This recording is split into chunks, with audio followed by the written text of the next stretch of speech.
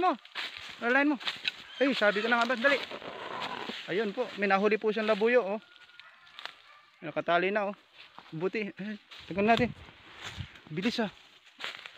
Ayun, oh, kumain pala siya ng ano. Ito ho yung ginawa namin noong nakaraan. Ito, oh, nakatali. Dito siya. Ayun, oh. Ay, natali talaga siya, oh. Ayun, oh. Para po sa inyo, nandito kami ngayon sa gitna ng gubat para gumawa kami ng panghuli ng manok na labuyo. Kasi nung mga nakarang araw, nakahuli si kuya ng 5 pirasong labuyo dito. So sabi niya sa akin, balikan daw namin yung area kung saan may labuyo pala dito. So ito yung mga panghuli namin. Papakita ko sa inyo kung paano kagaling gumawa ng panghuli ng labuyo. Ito si kuya. Ayan po. Itawag sa amin dito latay. Ayan, oh. Ayan. Tapos lalagyan po niya ng yan, apakan. Ayan, apakan niya ng ibon o manok. Ayan. Ayan po yan. Apakan nila yan. At tingnan mabuti para kung sakaling gusto nyo manghuli ng labuyo, ganito yung panghuli na inyong gagawin. Ayan. Ayan. Kasi yung mga labuyo ngayon gutom na, kaya naghahanap na sila ng makakain. Ayan, oh.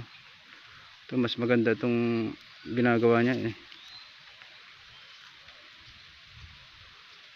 Kahit yung mga tikling na ibon, yung mga malalaki, nahuhuli rin po niya dito, eh.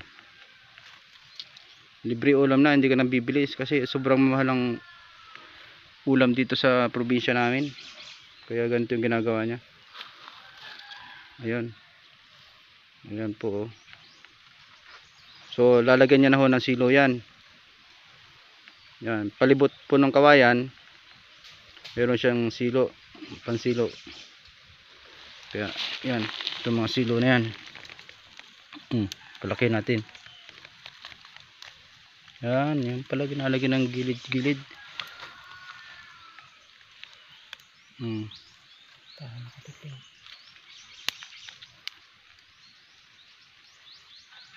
Ganyan pala yan. Malawak.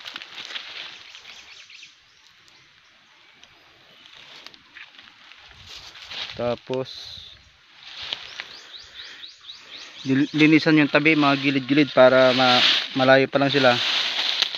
Makita niya na may mga kasi may dala kaming bigas po, eh. Oh. Ito yung bigas yung pang namin sa pangakit sa mga labuyong manok saka ibon. So lalagyan ho namin yan sa paligid ng paligid niya. Ito. Yan. Yan. So testingin natin. Oh, titisin ni kuya kung paano hulihin. Pag dumapo dyan yung ibon o manok na labuyo, napakan niya ng ganyan, tingnan mo mangyayari sa kanya, oh. Ayun, nasa taas siya, kabiti na dito, ikas kasi dyan, eh. Ganun lang po. So kung gusto nyo makahuli ng labuyo, wala kayong ibang paramaraan, ganito lang po yun.